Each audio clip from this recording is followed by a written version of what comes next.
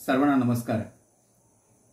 आईचे ऋण या नावाची एक माझी स्वरचित स्वलिखित कविता मी आपल्या सर्वांच्या समोर सादर करत आहे।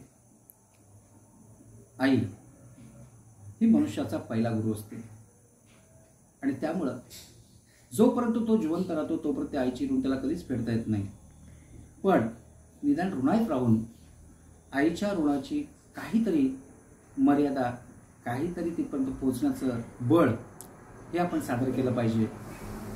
आणि म्हणून माझ्या जीवनामध्ये मी आईला जेवढं महत्त्व देतो तेवढेच आपण सारेजण देत असाल अशी अपेक्षा आहे आणि माझी ही कविता मी सादर करतो। आई तुझेच नाव घेता दिसतो सुखाचा जातो। आई तुझेच नाव घेता दिसतो सुखाचा जातो। कार्य हाती घेता माझे सफलतेकडे मार्ग जातो। कार्य हाती घेता माझा सफलतेकडे मार्ग जातो। वात्सल्य ठाई भरलेले हृदयाच्या कुंपणात, वात्सल्य ठाई भरलेले हृदयाच्या कुंपणात भेट तयाची होता मजला आनंद होतो। भेट तयाची घेता आनंद मजला होतो।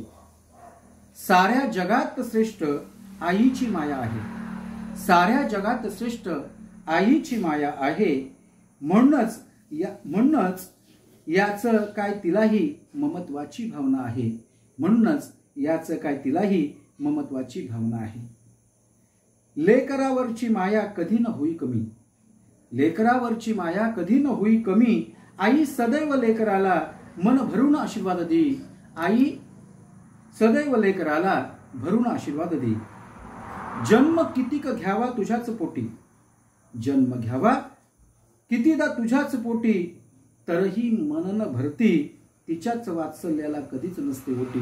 तिच्या वात्सल्याला कधीच नसते ओटी। सगळ्यात प्रथम मी वंदन असे करते।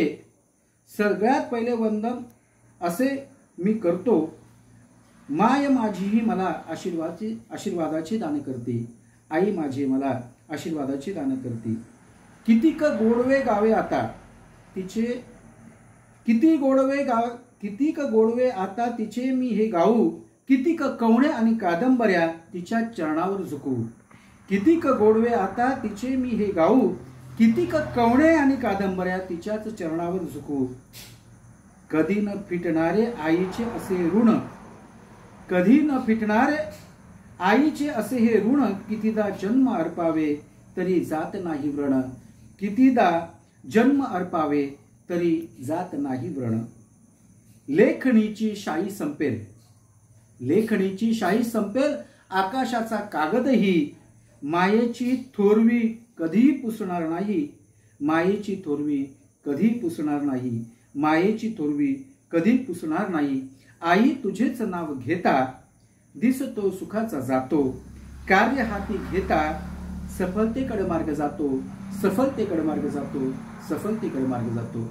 माझी ही आईच्या ऋणावरची कविता आपल्या सगळ्यांना भावेल, सगळ्यांना आवडेल अशा आशावादासह मी थांबतो।